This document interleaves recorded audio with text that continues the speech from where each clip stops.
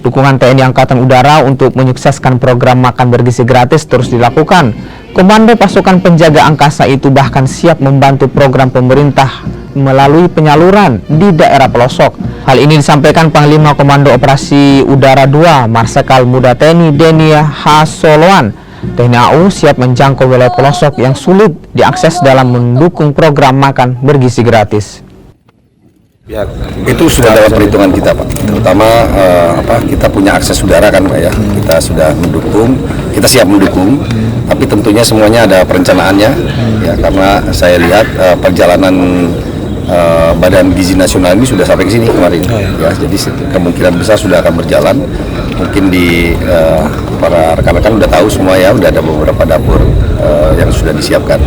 Pak, hingga saat ini sudah ada berapa sekolah Pak yang disasar untuk Lanut sendiri, Pak?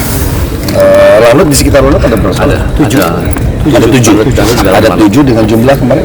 Kita target 4.000 minimal. 4.000 dengan jumlah itu percobaan kita. Gitu. Tapi nanti bagaimana berapa jumlahnya kita sesuaikan dengan perintah dari BGN.